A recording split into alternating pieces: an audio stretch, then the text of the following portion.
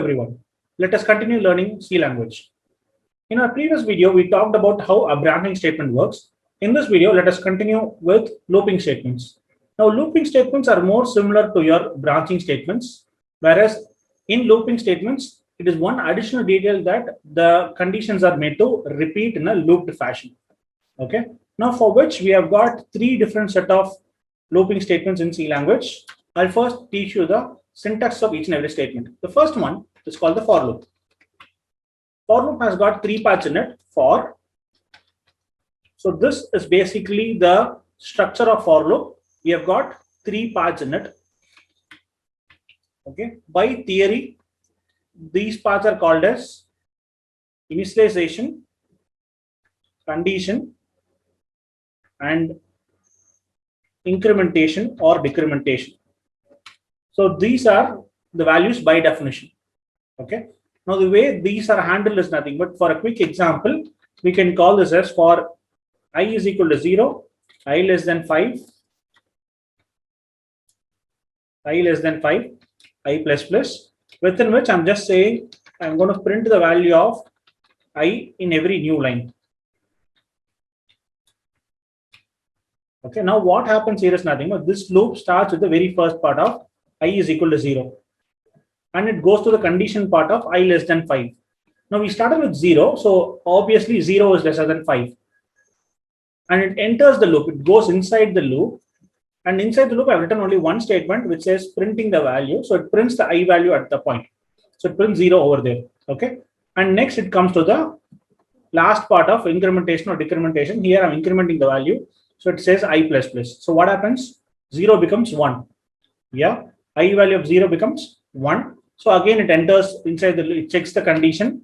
1 is still less than 5. It goes inside, it prints it. Okay. So this is a pretty simple working of it. Let us try executing the same here. For int I is equal to 0, I less than 5, I plus plus. I'm just writing one statement, printf %d, comma I. And I print I in every new line. I'll compile it. I'm running it up again. Now you could see the values that are printed are from 0 to 4. Yes, this is all about your for loops. Now I would like to quote a quick good example of it. Now this is a common explanation which you would have studied for a for loop, but reminder here, this is not absolutely true. For a quick refresh, for loop has got only three parts. I would likely to name this as statement 1, statement 2, statement 3, and within the loop we'll have n number of statements which starts from statement 4, statement 5, and so on and so forth. It goes on till statement n. Yes, it goes on and so forth. So this is exactly the for loop which is written by definition of C language. Okay. Now the way this for loops are executed is pretty much simple. What happens is nothing but whenever we start a for loop, whenever the for loop starts, the first thing to execute is statement 1. After that, it goes to statement 2. It checks the return value of it, checks the return value of S2. Return value of S2 is being evaluated. If that is true, only then goes on to S4, S5, S6 till Sn. And after Sn, it comes to S3. After S3, it comes back to S2. Again, checks the statement. The values, whatever value written by S2, based upon that, it again proceeds the action. Okay. Now, in terms of a flow graph to represent, the way that is executed is as it comes down.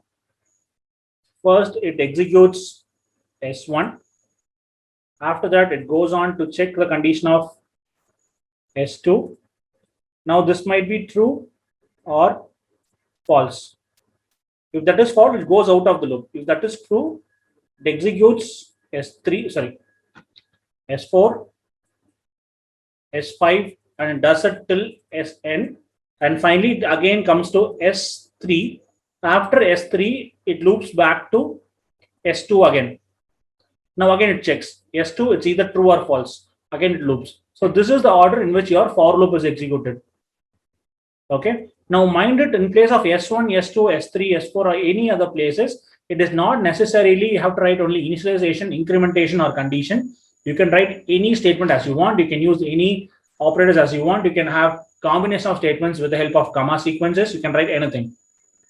Yes. Now this is a quick short detail which you want to make note of. Now the usage of such for loops will be discussed in detail in the future examples. This is all in short about for loops. Now let's quickly do what a while loop can do. Now while loop is pretty much simple. While loop has got only one sequence. While the condition is true, it does the action, again it loops. This is in short about while loops. Now to make you understand a bit more further about this while loop, the same process of printing 0 to 4, this can be done with the help of while loop also. It is not necessary I have to use only for loops. I can use while loops as well. Now I would show you how while loops are being used instead of a for loop here. So I'll declare integer variable outside the loop. I'll start with 0. While I is less than 5, the condition. Inside the loop, I'm printing the value printf %d/n, comma I. I'll say I plus plus. So this is exactly a replacement for the for loop which we studied earlier. I'll compile it. I'll run it up again. You could see the outputs are literally the same, which means this 2 lines of for loop can be replaced with these 4 lines of a while loop. So has no difference in it. So it's all about the way you think and process about a problem. Yes. Now, one difference about these loops are nothing but the do while loop. That is a unique loop which we have. In contrast to do while loop starts with a set of action and then checks the condition and then it prints and then it stops. So this is pretty much the syntax of a do while loop. Now I'd like to show you how a do while loop behaves here. A difference of a while loop and a do while loop. Let me say I have an integer variable int I is equal to 5. Now let me have a different value of I is equal to 0. While I less than 5, printf %d/n, comma I. I'll say I plus plus. Now you all know the output of this sequence. It prints 0 to 4. Now what if this I value starts with 5? That is I equal to 5. I gave the earlier condition as I equal to 5. Now you could see it prints nothing. But instead of this scenario, if I had used a do while loop, do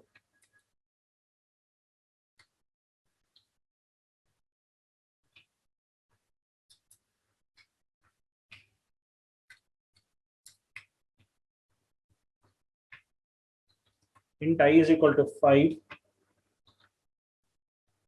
do printf %d/n, comma I. I'll say I plus plus. While I less than 5, the semicolon. Okay. When I compile and run this up again, you could see 5 is being printed at least once because it comes inside the loop, prints it, only then it checks the condition. So you have a minimum guarantee of loop will be executed despite of the condition. The condition may be true or false. Despite of the status of the condition, the loop will be executed at least once. When it is a while loop, only if the condition is true, it will be executed. So that is in short about differences of a do while loop and a while loop. Okay. While I'll repeat it again, do while loop, you can guarantee that the loop will be executed at least once. And while loop, only if the condition is true, the loop will be executed. Do while loop is an exit check loop. While loop is an entry check loop. It checks the condition while we enter the loop. Okay. So these are the short details about while loop and do while loop. And here is the structure of your for loop and while loop for your refreshment. How a for loop can be replaced for a while loop, or how a while loop can be replaced for a for loop. So this is in short about looping structures in C language. Catch you in the next video. Thank you.